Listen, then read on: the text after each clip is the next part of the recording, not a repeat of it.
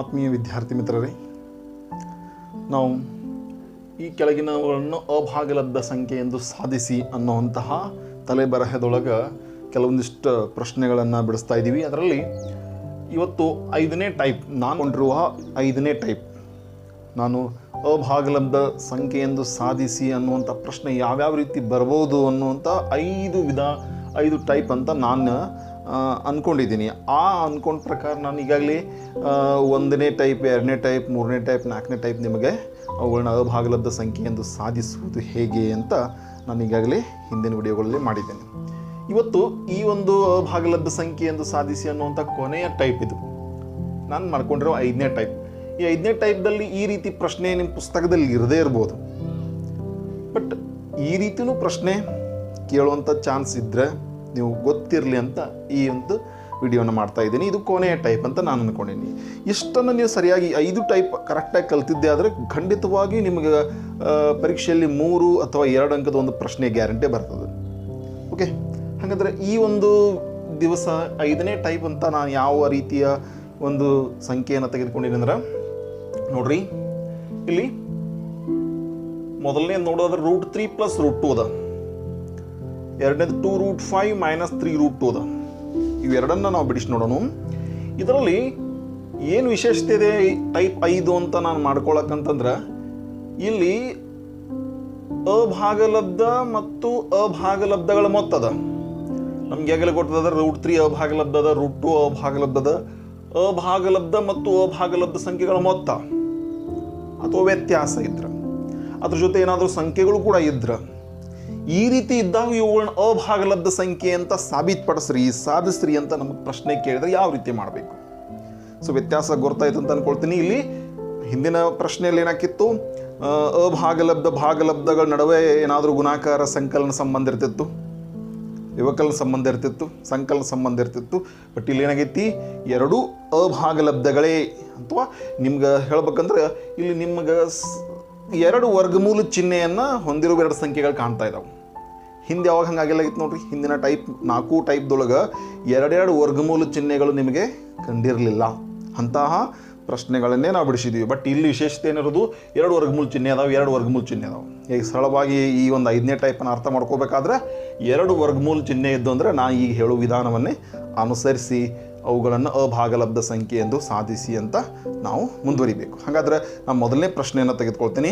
ಮೊದಲನೇ ಪ್ರಶ್ನೆ ಏನದ ನೋಡ್ರಿ, √3 + √2 ಒಂದು ಅಭಾಗಲಬ್ಧ ಸಂಖ್ಯೆ ಎಂದು ಸಾಧಿಸಿ ಅಂತ ನಮಗೆ ಪ್ರಶ್ನೆ ಬಂದ್ರೆ, ಇಲ್ಲಿ ಪ್ಲಸ್ ಆದರೂ ಇರಲಿ ಮೈನಸ್ ಆದರೂ ಇರಲಿ, ನಾನು ಇದನ್ನು ಪ್ಲಸ್ ತೆಗೆದುಕೊಂಡು ಮಾಡ್ತಾ ಇದ್ದೀನಿ, ನೆಕ್ಸ್ಟ್ ಲೆಕ್ಕ ಮೈನಸ್ ತೆಗೆದುಕೊಂಡು ಮಾಡೋಣಂತ.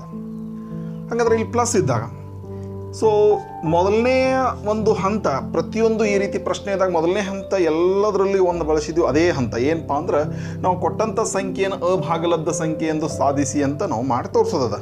ಬಟ್ ನಾವು ಇಲ್ಲಿ ಏನು ಅನ್ಕೋಬೇಕು, ಆರಂಭಿಕ ಹಂತದೊಳಗೆ ಇದ್ರ ವಿರುದ್ಧ ಊಹೆ ಮಾಡ್ಕೊಳ್ಳೋಣ. ಏನಪ್ಪ ಅಂದ್ರೆ ಇದು ಅಭಾಗಲಬ್ಧ ಅಂತ ಸಾಧಿಸೋದದ. ಬಟ್ ನಾವು ವಿರುದ್ಧ ಊಹೆ ಏನು, √3 + √2 ಒಂದು ಭಾಗಲಬ್ಧ ಸಂಖ್ಯೆ ಎಂದು ಅನ್ಕೊಳ್ಳೋಣ, ಊಹಿಸೋಣ ಅಥವಾ ಊಹಿಸಿಕೊಳ್ಳೋಣ. ಓಕೆ, ಇದು ನಾವು ಆರಂಭದಲ್ಲಿ ಪ್ರತಿ ಸಲ ಮಾಡ್ತಿದ್ವಿ. ಆಮೇಲೆ ಭಾಗಲಬ್ಧ ಸಂಖ್ಯೆ ವ್ಯಾಖ್ಯೆ ಪ್ರಕಾರ ಈ ಸಂಖ್ಯೆ ಭಾಗಲಬ್ಧ ಆಗಿತ್ತಂದ್ರೆ ಈ ಸಂಖ್ಯೆಯನ್ನು ನಾವು ಈ ರೂಪದೊಳಗೆ ತೋರ್ಸಕ್ಕೆ ಬರ್ತೈತಿ. P/Q ಅಥವಾ A/B ರೂಪದೊಳಗೆ ತೋರ್ಸಕ್ಕೆ ಬರ್ತೈತಿ. ಹಂಗೆ ತೋರಿಸಿದಾಗ ಇಲ್ಲಿ P ಮತ್ತು Qಗಳು ಏನಾಗಿರ್ತಾವು, ಪೂರ್ಣಾಂಕಗಳಾಗಿರ್ತಾವು. ಮತ್ತು ಈ ರೀತಿ ಬರೆದಾಗ ಏನಾಗಿರಬೇಕು, Q 0 ಆಗಿರಬಾರ್ದು. ಇದಂತೂ ಪ್ರತಿಯೊಂದು ಅಭಾಗಲಬ್ಧ ಸಂಖ್ಯೆ ಎಂದು ಸಾಧಿಸಿ ಅನ್ನುವಂಥ ಪ್ರಶ್ನೆಯಲ್ಲಿ ಈ ಒಂದು ಹಂತ ಕಾಮನ್ ಆಗ್ಯದ.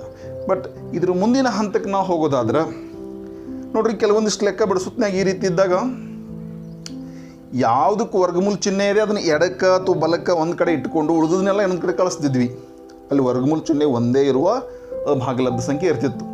ಬಟ್ ಇಲ್ಲಿ 2 ಅಭಾಗಲಬ್ಧ ಸಂಖ್ಯೆ ಅಥವಾ 2 ವರ್ಗಮೂಲ ಚಿಹ್ನೆ ಹೊಂದಿರುವ ಸಂಖ್ಯೆಗಳು ಇರುವುದರಿಂದ ಯಾವುದನ್ನು ಕಳಿಸ್ಬೇಕು, ಯಾವುದನ್ನು ಇಟ್ಕೋಬೇಕು ಅನ್ನುವಂಥ ಗೊಂದಲಕ್ಕೆ ಬೀಳ್ತೀವಿ. ಇಲ್ಲಿ ಅದಕ್ಕೆ ಇಲ್ಲಿ ಒಂದು ಬದಲಾವಣೆ ಐತಿ.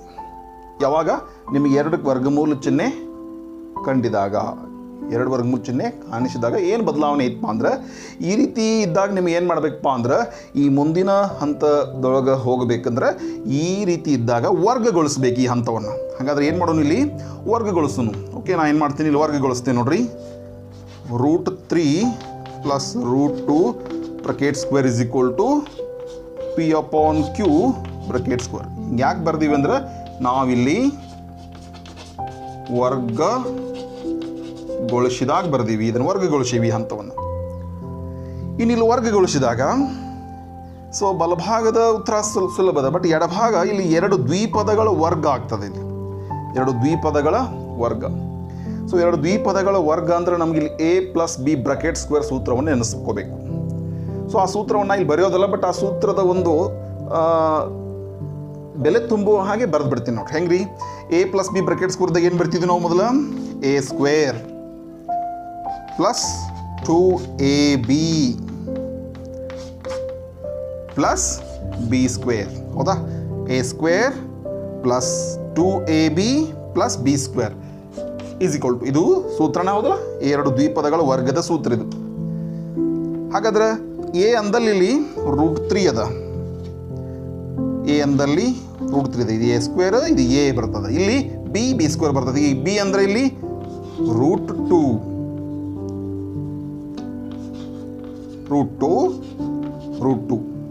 ಆಮೇಲೆ ಇಲ್ಲಂತೂ P ದ ವರ್ಗ P², Q ದ ವರ್ಗ Q². ಕರೆಕ್ಟಾ?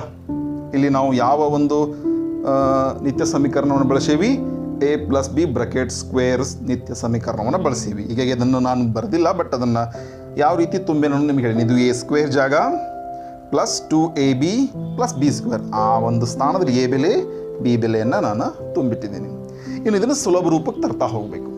ಸೊ ನೋಡ್ರಿ, ಇಲ್ಲಿ √3 ಬ್ರಾಕೆಟ್ ಸ್ಕ್ವೇರ್ ಅದ. ಈಗಾಗಲೇ ನಮ್ಗೆ ವರ್ಗಮೂಲ ಚಿಹ್ನೆಯನ್ನು ಸ್ಕ್ವೇರ್ ಮಾಡಿದಾಗ ಸ್ಕ್ವೇರು ಮತ್ತು ವರ್ಗಮೂಲ ಚಿಹ್ನೆ ಕ್ಯಾನ್ಸಲ್ ಆಗ್ತೈತಿ ಅಂತ ಗೊತ್ತದ. ಅದೇ ಒಂದು ಸಂಕ್ಷಿಪ್ತ ರೂಪವನ್ನು ಅರ್ಥ ಮಾಡ್ಕೊಂಡು ಏನು ಮಾಡೋನು, ಸ್ಕ್ವೇರ್ ಮತ್ತು ರೂಟ್ ಕ್ಯಾನ್ಸಲ್ ಆಗಿಲ್ಲಿ 3. ಇನ್ನಿಲ್ಲಿ 2 ಉಳಿತದ. ಇದು ವರ್ಗಮೂಲ, ಇದು ಅಭಾಗಲಬ್ಧ ಸಂಖ್ಯೆ, ಇದು ಅಭಾಗಲಬ್ಧ ಸಂಖ್ಯೆ ಐತಿ. ಮತ್ತು ಇವುಗಳ ವರ್ಗಮೂಲ ಚಿಹ್ನೆನೂ ಒಂದೇ ಇದೆ. ಈ ಚಿಹ್ನೆಗಳು ಕೂಡ ಒಂದೇ ಇದ್ದಾಗ ಒಳಗಿಂದ ಒಳಗೆ ಗುಣಿಸ್ಬೋದು, ಹೊರಗಿಂದನ್ನು ಒಳಗೆ ಗುಣಿಸೋಕ್ಕಾಗೋದಿಲ್ಲ. ವರ್ಗಮೂಲ ಚಿಹ್ನೆ ಹೊರಗಿರೋದು ಹೊರಗೆ ಗುಣಾಕಾರ ಮಾಡಬೇಕು, ಒಳಗಿರೋದು ಒಳಗೆ ಗುಣಾಕಾರ ಮಾಡಬೇಕು. ಹಾಗಾದ್ರೆ ಇಲ್ಲಿ ಒಳಗಿಂದ ಒಳಗೆ ಗುಣಾಕಾರ ಮಾಡ್ರೆ ಏನಾಕೈತೆ ನೋಡ್ರಿ, 3 2 6. ಅದೇ ಈ 2 ಏನೂ ಮಾಡೋಕ್ಕಾಗೋದಿಲ್ಲ, 2 ಹೊರಗಡೆ ಇದೆ. ಮತ್ತು 2 ಎಂಥ ಸಂಖ್ಯೆ ಅದ, ಭಾಗಲಬ್ಧ ಸಂಖ್ಯೆ ಅದ. 3 2 ವರ್ಗಮೂಲ ಚಿಹ್ನೆ ಇರೋದ್ರಿಂದ 2 ಅಭಾಗಲಬ್ಧ ಸಂಖ್ಯೆ ಅದ. ಅಭಾಗಲಬ್ಧ ಸಂಖ್ಯೆಗಳ ಒಳಗಡೆ ನಾವು ಗುಣಿಸ್ಬೋದು. ಅದಕ್ಕೆ 3 2 6 ಆಯಿತು. ಪ್ಲಸ್ ಇದು √2 ಬ್ರಾಕೆಟ್ ಸ್ಕ್ವೇರ್ ಅಂದ್ರೆ ಸ್ಕ್ವೇರು ರೂಟು ಕ್ಯಾನ್ಸಲ್ ಆಗಿ 2 is equal to P² / Q². ಹೌದಾ? ಇನ್ನಿಲ್ಲಿ ನೋಡ್ರಿ, 3 ಸಂಖ್ಯೆ ಅದ, 2 ಸಂಖ್ಯೆ ಅದ. ಅವುಗಳಿಗೆ ಚಿಹ್ನೆ ಪ್ಲಸ್ ಅದ, ಅಂದರೆ ಸಜಾತಿ ಚಿಹ್ನೆ ಅದ. 3 2 ಕೂಡಿಸ್ರ 3 + 2 5. ಆಮೇಲೆ ಇಲ್ಲಿ ಉಳಿತೇನು, 2√6 is equal to P² / Q². ಅಂದರೆ ಇಲ್ಲಿ 2 ವರ್ಗಮೂಲ ಚಿಹ್ನೆ ನಮಗೆ ಆರಂಭ ಹಂತದೊಳಗಿದ್ದು. ಬಟ್ ಇಲ್ಲಿ ವರ್ಗ ಮಾಡಿದಾಗ ಏನಾಗೈತೆ ನೋಡ್ರಿ, 2 ವರ್ಗಮೂಲ ಚಿಹ್ನೆಗಳು ಹೋಗಿ ಒಂದೇ ವರ್ಗಮೂಲ ಚಿಹ್ನೆ ಉಳ್ಕೊಂಡದ. ಸೊ ಈ ವರ್ಗಗೊಳಿಸುವ ಲಾಭನೇ ಇದೆ.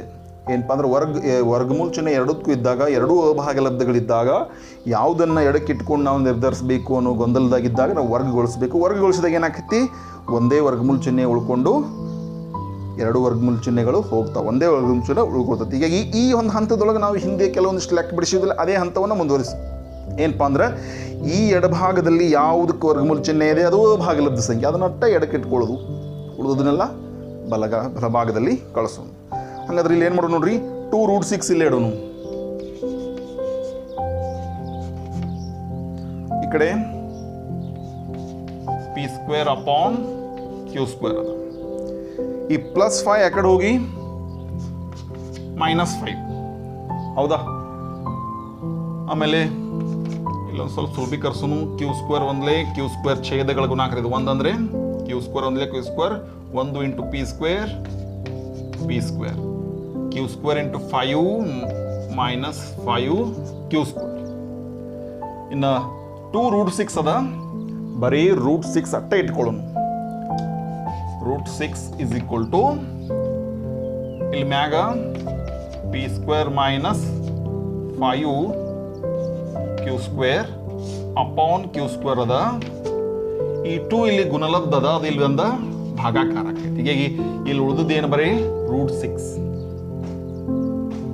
ಎಡಭಾಗದಲ್ಲಿ ಕೇವಲ √6 ಉಳಿದದ. ನಮಗೆ ಗೊತ್ತೈತಿ √6 ಅನ್ನೋದು ಕೂಡ ಒಂದು ಅಭಾಗಲಬ್ಧ ಸಂಖ್ಯೆ. ಇದರ ಸಂಕ್ಷಿಪ್ತ ರೂಪ ಇದೆ, ಇದರ ವರ್ಗಮೂಲ ನಮಗೆ ಸಿಗುವುದಿಲ್ಲ. ಹಾಗಾದ್ರೆ √6 ಬಗ್ಗೆ ನಾವು ಎಡಭಾಗದಲ್ಲಿ ಇಟ್ಕೊಂಡು ಅಂದ್ರೆ ನಮ್ಗೆ √6 ಬಗ್ಗೆ ಯಾವುದೇ ಗೊಂದಲ ಇಲ್ಲ. ಏನಪ್ಪಾ ಅಂದ್ರೆ √6 ಒಂದು ಅಭಾಗಲಬ್ಧ ಸಂಖ್ಯೆ. ಸೊ ಎಡಭಾಗದಲ್ಲಿ ಏನು ಬರದೆ ಅದು ಅಭಾಗಲಬ್ಧ ಸಂಖ್ಯೆ ಅನ್ನೋದು ನಮ್ಗೆ ಗೊತ್ತದ.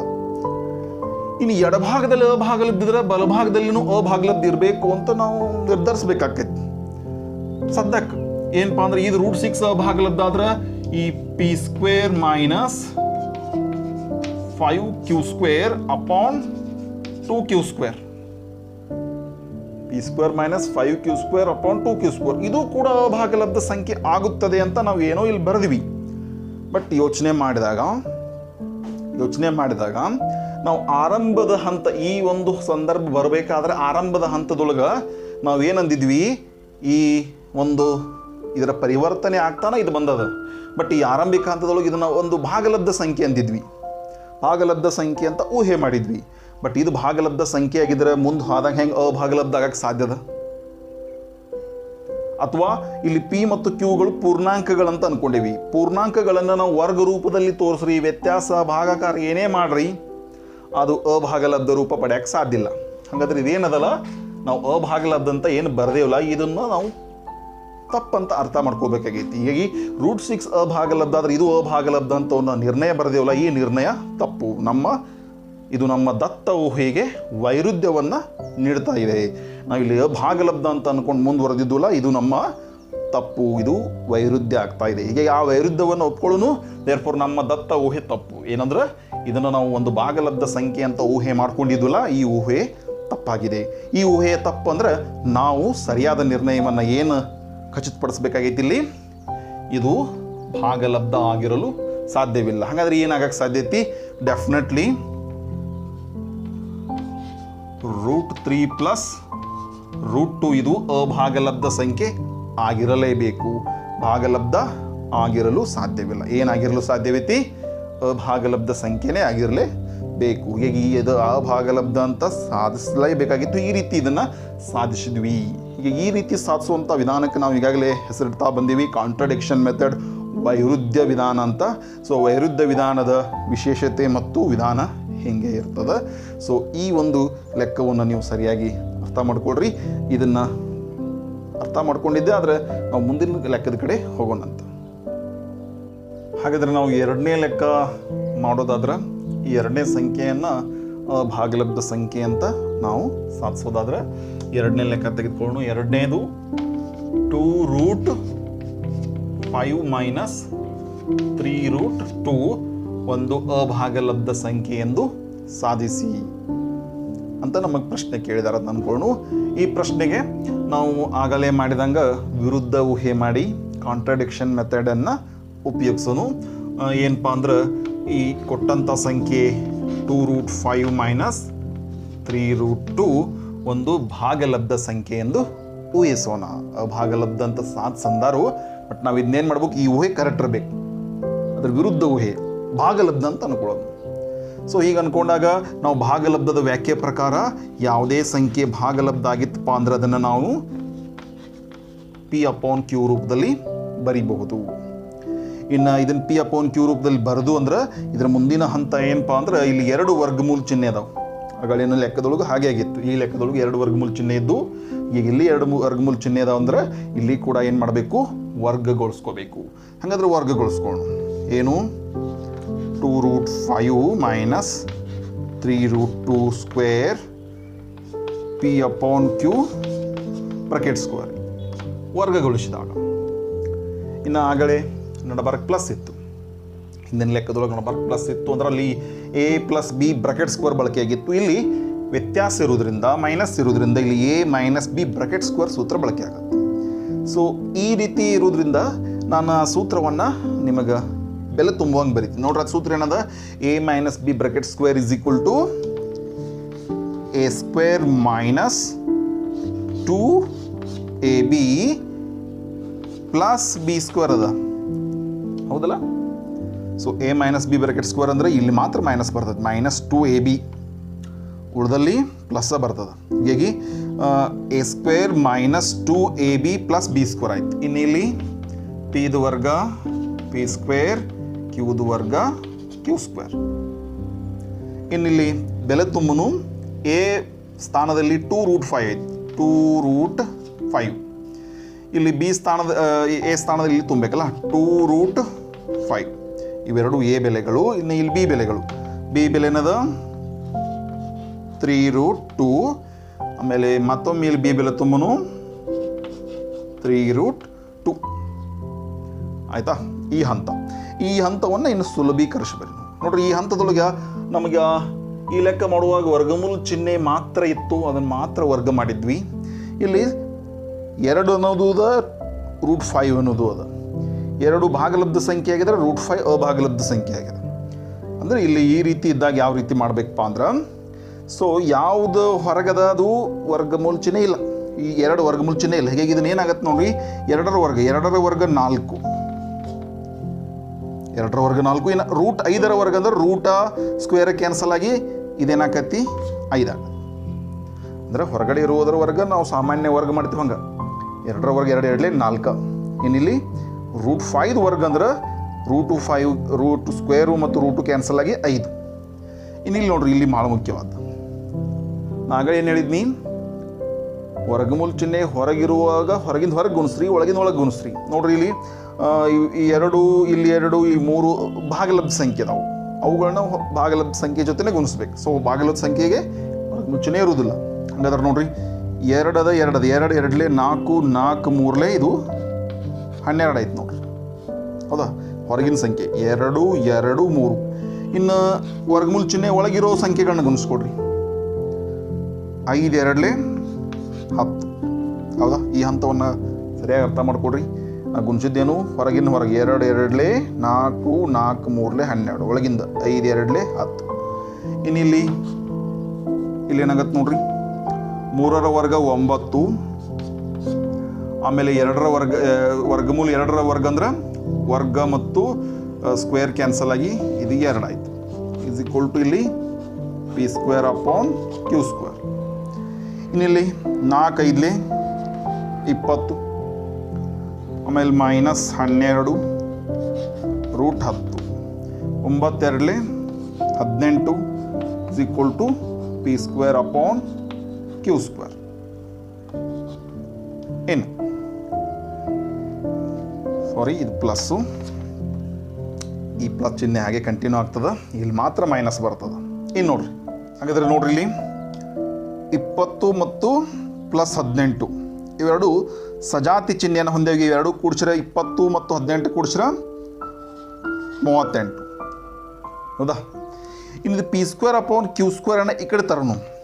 ಯಾಕೆ ಅಂದ್ರೆ ಇದು ಮೈನಸ್ ಚಿಹ್ನೆ ಇದೆ, √10 ಇದು 12 √10 ಮೈನಸ್ ಚಿಹ್ನೆ ಇದೆ. ಇದನ್ನು ಆ ಕಡೆ ಕಳಿಸೋನು, ಉಳಿದು ಇಲ್ಲೇ ತಂದು ಬಿಡೋನು. ಸೊ 20 ಮತ್ತು 18 ಕೂಡಿಸಿದ್ರೆ 38 ಆಯಿತು. ಇನ್ನು p square upon q square ಇಲ್ಲಿ ಯಾವುದೇ ಚಿಹ್ನೆ ಬರೋದಿಲ್ಲ ಅಂದ್ರೆ ಅದು ಪ್ಲಸ್ ಇರ್ತದೆ, ಅದನ್ನು ಈ ಕಡೆ ತಂದಾಗ ಮೈನಸ್ ಆಯ್ತು, minus p square upon q square. ಅರ್ಥ ಮಾಡ್ಕೊಡ್ರಿ, ಇಲ್ಲಿರುವ complete p square upon q ಸ್ಕ್ವೇರ್ನ ಇಲ್ಲಿ ತನ್ನಿ, ಅದು ಮೈನಸ್ ಆಯಿತು. 20 ಮತ್ತು 18 ಕೂಡಿಸಿದ್ರೆ 38 ಆಯಿತು. ಇನ್ನು ಇದು ಮೈನಸ್ ಚಿಹ್ನೆ ಇರೋದ್ರಿಂದ ಅದನ್ನು ಆ ಕಡೆ ಕಳಿಸೋಣ. ಮೈನಸ್ ಚಿಹ್ನೆ ಈ ಕಡೆ ಹೋಗಿ ಪ್ಲಸ್ ಚಿಹ್ನೆ ಆಯಿತು, ಪ್ಲಸ್. ಇದು 12 √10 ಈ ಕಡೆ ಬಂತು, 12 √10, ಹೌದಾ. ಸೊ ಈ p square upon q square ಇಲ್ಲಿ ತನ್ನಿ, ಈ -12 √10 ಈ ಕಡೆ ತಂದಾಗ ಇದು ಪ್ಲಸ್ ಆಯಿತು.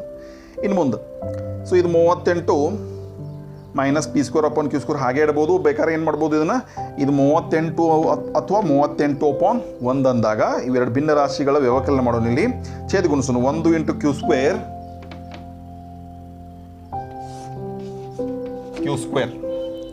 ಆಮೇಲೆ ಓರೆ ಗುಣಾಕಾರ ಮಾಡೋಣ. q ಸ್ಕ್ವೇರ್ × 38 q ಸ್ಕ್ವೇರ್ ಆಮೇಲೆ 1 ಇಂಟು ಮೈನಸ್ ಪಿ ಸ್ಕ್ವೇರ್ ಅಂದ್ರೆ ಮೈನಸ್ ಪಿ ಸ್ಕ್ವೇರ್, ಹೌದಾ? ಇನ್ನು ಇಸ್ ಈಕ್ವಲ್ ಟು ಇಲ್ಲಿ ನೋಡೋದದ 12√10. ಸೊ ಒಂದು ಹಂತವನ್ನು ಕಡಿಮೆ ಮಾಡ್ಕೊಳ್ತೀನಿ ನಾನು. ಈ 12 ಇಲ್ಲಿ √10 ಜೊತೆ ಗುಣಾಕಾರ ಅದ. ಈ 12 ಈ ಕಡೆ ತಂದು ಬಿಡೋನು ಅಂದ್ರೆ ಈ ಹಂತದೊಳಗೆ ಈ 12 ಇಲ್ಲಿ ಇರೋ ಬದಲು ಇದು ಗುಣಾಕಾರ ಅದ, ಇದನ್ನ ಇಲ್ಲಿ ತಂದಾಗ ಇಲ್ಲಿ ಭಾಗಾಕಾರ ಆಕೈತೆ ಅಂದ್ರೆ ಇದಷ್ಟಾಯ್ತು. ಸೊ ಏನಾಯ್ತು ನೋಡ್ರಿ, 38q² minus p² upon 12q² is equal to 210. So ನಮ್ಮ ಉದ್ದೇಶ ಯಾವಾಗಲೂ ಏನಾಗಿರ್ತದಪ್ಪ ಅಂದ್ರೆ ಎಡಭಾಗದಾಗರೆ ಬಲಭಾಗದಾಗರೆ ಒಂದು ಅಭಾಗಲಬ್ಧ ಸಂಖ್ಯೆ ಉಳಿಯುವಂಗೆ ಮಾಡ್ತಿದ್ವಿ. ಹಂಗೆ ಮಾಡೇವಿ ಇಲ್ಲಿ. ಸೊ ಇದನ್ನು ನಾವು √10 ಇಲ್ಲಿಟ್ರು ನಡೀತದ, ಇಲ್ಲಿಟ್ರು ನಡೀತದ. ಬೇಕಾದ್ರೆ ಹಿಂಗೆ ಬರೆದ ನಂತರ ಈ √10 ಅನ್ನು ಇಲ್ಲಿ ಸ್ಟಾರ್ಟಿಂಗ್ ಇಟ್ಕೋಬೋದು. ಬಟ್ ಹಿಂಗೆ ಇಟ್ಕೊಂಡು ನಿರ್ಧಾರ ಬರಿಬೋದು. ಏನಪ್ಪ ಅಂದ್ರೆ ಈಗ ಸದ್ಯಕ್ಕೆ ನಾವು ಪರಿವರ್ತನೆ ಮಾಡ್ತಾ ಹೋಗೀವಿ. ಇದನ್ನು ಭಾಗಲಬ್ಧ ಸಂಖ್ಯೆ ಅಂತ ಊಹೆ ಮಾಡಿದ್ವಿ, ಇದನ್ನು ಪರಿವರ್ತನೆ ಮಾಡಿ ವರ್ಗ ಮಾಡಿ ಈ ಹಂತಕ್ಕೆ ಬಂದೀವಿ. ಈ ಹಂತಕ್ಕೆ ಬಂದಾಗ ನಾವು ವಿಚಾರ ಮಾಡೋದಾದ್ರೆ ನಮಗೆ √10 ಬಗ್ಗೆ ಯಾವುದೇ ಗೊಂದಲ ಇಲ್ಲ. ಏನಪ್ಪ ಅಂದ್ರೆ √10 ಒಂದು ಅಭಾಗಲಬ್ಧ ಸಂಖ್ಯೆ. ಯಾವುದು ಕಾಯಮಾಗಿ ವರ್ಗಮೂಲ ಚಿಹ್ನೆ ಉಳಿತದ ಅದು ಅಭಾಗಲಬ್ಧನೇ ಅಂತ ನಾವು ಅರ್ಥ ಮಾಡ್ಕೊಂಡ್ವಿ. ಈ √10 ಕಾಯಮಾಗಿ ಇದೇ ಸ್ಥಿತಿ, ಈ 10 ವರ್ಗಮೂಲ ಹೊಂಟುವುದಿಲ್ಲ. ಈ √10 ಒಂದು ಅಭಾಗಲಬ್ಧ ಸಂಖ್ಯೆ ಅಂತ ನಮಗೆ ಗೊತ್ತೈತಿ. ಬಟ್ ಬಲಭಾಗ ಅಭಾಗಲಬ್ಧ ಆದ್ರೆ ಎಡಭಾಗನೂ ಅಭಾಗಲಬ್ಧ ಆಗ್ಬೇಕಲ್ಲ. ಹಂಗೆ ನಾವು ಸಮಾನತೆಯನ್ನು ಅರ್ಥ ಮಾಡ್ಕೊಂಡು ಬರಿತೀವಿ. ಬಟ್ ಬರೆದ ಬಳಕ ನಾವು ವಿಚಾರ ಮಾಡೋದಾದ್ರೆ ಏನಾಗೈತಿ ಅಂತ ನೋಡ್ರಿ, 38q² minus p² upon 12q² ಕೂಡ ಅಭಾಗಲಬ್ಧ ಸಂಖ್ಯೆ ಆಗುತ್ತದೆ ಅಂತ ಈ ಹಂತವನ್ನು ನೋಡಿ ಬರೆದಿವಿ. ಬಟ್ ವಿಚಾರ ಮಾಡಿದಾಗ ಈ ಹಂತ ಬಂದಿದ್ದು ಹೇಗೆ? ನಾವು ಇದನ್ನು ಭಾಗಲಬ್ಧ ಅಂದ್ಕೊಂಡು ಪರಿವರ್ತನೆ ಮಾಡೀವಿ. ಸೊ ಆರಂಭದೊಳಗೆ ಇದು ಭಾಗಲಬ್ಧ ಇತ್ತಪ್ಪ ಅಂದ್ರೆ ಮುಂದೆ ಕೊನೆಯವರೆಗೂ ಭಾಗಲಬ್ಧನೇ ಉಳಿಬೇಕಾಗಿತ್ತು.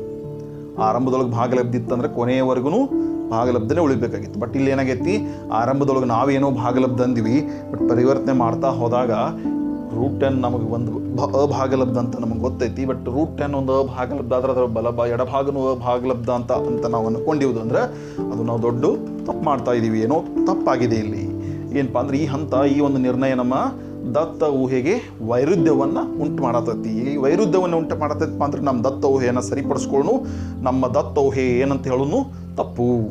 ನಾವು ಇಲ್ಲೇನು ಊಹೆ ಮಾಡಿದ್ವಿಲ್ಲ, ಈ ಊಹೆ ತಪ್ಪಾಗಿದೆ. ಹಾಗಾದರೆ ಸರಿಯಾದ ನಿರ್ಣಯ ಏನು ಅಂತ ಕೇಳಿದ್ರೆ ಡೆಫಿನೆಟ್ಲಿ ನಾವು ಈ ನಿರ್ಣಯವನ್ನು ತಪ್ಪು ತೆಗೆದುಕೊಂಡಿದ್ರೆ ಸರಿಯಾದ ನಿರ್ಣಯ ಏನಪ್ಪ ಅಂದ್ರೆ 2√5 ಮೈನಸ್ 3√2 ಇದು ಅಭಾಗಲಬ್ಧ ಸಂಖ್ಯೆ ಆಗಿರಲೇಬೇಕು. ಭಾಗಲಬ್ಧ ಅಂತ ನಾವು ಊಹೆ ಮಾಡ್ಕೊಂಡಿವಲ್ಲ, ಈ ಊಹೆ ತಪ್ಪು. ಇದು ಭಾಗಲಬ್ಧ ಆಗಕ್ಕೆ ಸಾಧ್ಯವಿಲ್ಲ. ಏನಾಗಕ್ಕೆ ಸಾಧ್ಯತೆ? ಅಭಾಗಲಬ್ಧನೇ ಸರಿ. ಹೀಗಾಗಿ ಇದು ಅಭಾಗಲಬ್ಧ ಸಂಖ್ಯೆ ಆಗಿರಲೇಬೇಕು ಅಂತ ನಾವು ಈ ರೀತಿನೂ ಈ ಒಂದು ಹಂತಗಳನ್ನು ಪಾಲಿಸಿ ಈ ಒಂದು ಸಂಖ್ಯೆಯನ್ನು ಅಭಾಗಲಬ್ಧ ಸಂಖ್ಯೆ ಅಂತ ಸಾಧಿಸೋ ಪ್ರಯತ್ನ ಮಾಡಿದ್ವಿ. ಹೀಗೆ ಇದು ನಿಮಗೆ ಭಾಳ ಹೆಚ್ಚಿನ ಜ್ಞಾನ ಅಂತ ನಾನು ಅಂದ್ಕೊಂಡೀನಿ. ಬಟ್ ಕೇಳ್ರೂ ನಿಮ್ಗೆ ಗೊತ್ತಿರಲಿ, ನಾನೀಗ ಅಭಾಗಲಬ್ಧ ಸಂಖ್ಯೆ ಎಂದು ಸಾಧಿಸಿ ಅನ್ನುವಂಥ ಒಂದು ತಲೆಬರಹದಕ್ಕೆ ಸಂಬಂಧಪಟ್ಟಂಗೆ ನಾವು 5 ಟೈಪ್ದ ಲೆಕ್ಕ ಬಿಡಿಸೋ ಅಂದರೆ 5 ಟೈಪ್ದ ಲೆಕ್ಕ ನೀವು ಕರೆಕ್ಟಾಗಿ ಕಲ್ತ್ರೆ ಅಂದ್ರೆ ಎಲ್ಲನೂ ಅಭಾಗಲಬ್ಧ ಸಂಖ್ಯೆ ಅನ್ನುವಂಥ ಸಾಧಿಸುವಂಥ ಲೆಕ್ಕ ಕಲ್ತಂಗೆ ಪರೀಕ್ಷೆಯಲ್ಲಿ ಯಾವುದೇ ಪ್ರಶ್ನೆ ಕೇಳಿದ್ರು ನೀವು ಬಿಡಿಸುವಂಥ ಸಾಮರ್ಥ್ಯ ನಿಮಗೆ ಬರ್ತೈತಿ. ಈಗ ಅಭಾಗಲಬ್ಧ ಸಂಖ್ಯೆ ಎಂದು ಸಾಧಿಸಿ ಅನ್ನುವಂತಹ ತಲೆಬರಹಕ್ಕೆ ಸಂಬಂಧಪಟ್ಟಂಗೆ ಎಲ್ಲ ಲೆಕ್ಕಗಳನ್ನು ನೀವು ಪ್ರಾಕ್ಟೀಸ್ ಮಾಡಿ ಸರಿಯಾಗಿ ಕಲೀರಿ ಅಂತ ಹೇಳ್ತಾ, ಇದಕ್ಕೆ ಸಂಬಂಧಪಟ್ಟಂಗೆ ನೀವು ಕೂಡ ಕೆಲವೊಂದಿಷ್ಟು ಹೋಮ್ವರ್ಕ್ಗಳನ್ನು ಮಾಡಿ ನೋಡ್ರಿ ಅಂತ ಹೇಳಿ ಈ ಒಂದು ವಿಡಿಯೋನ ಇಲ್ಲೇ ಮುಗಿಸ್ತಾ ಇದ್ದೀನಿ. ಧನ್ಯವಾದಗಳು.